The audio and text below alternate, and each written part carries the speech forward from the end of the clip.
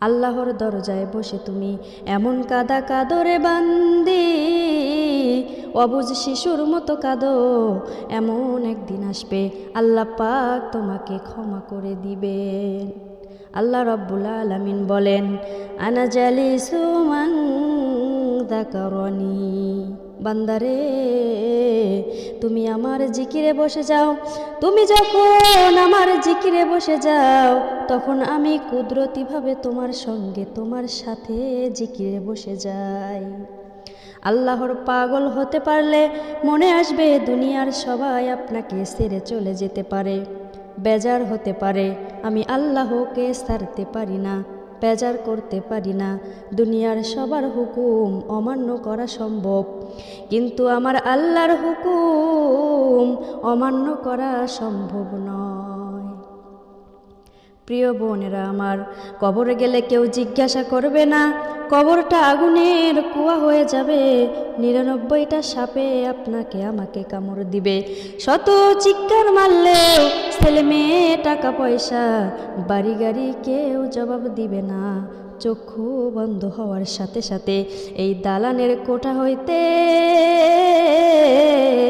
সবাই আপনাকে ধরাধরি করে কবরে রেখে চলে আসবে, ঘরে এসে বাতি জ্বালাবে, কিন্তু আপনার ওই অন্ধকার কবরটা অন্ধকারেই পড়ে থাকবে, সেখানে কিন্তু কেউ বাতি জ্বালাবে না। একবার চিন্তা করে দেখেন, তখন যদি আল্লাহ পাক খবর না নেন, কে আপনার খবর নিবে? কবরে না যেয়ে তো উপায় নাই।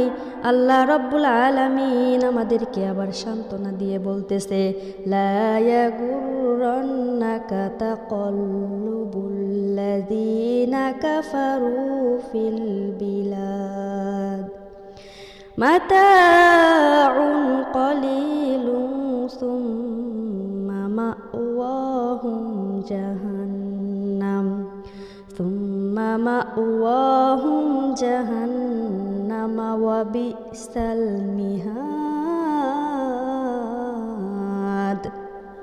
ওহে আমার বিশ্বাসী মুমিনরা, কাফেরদের আরাম দেখে তোমরা কষ্ট পেও না। তারা দুনিয়াতে অল্পকাল ভোগ করবে, অতঃপর তাদের ঠিকানা হবে জাহান্নাম, এবং তা কতই না নিকৃষ্ট বিছানা।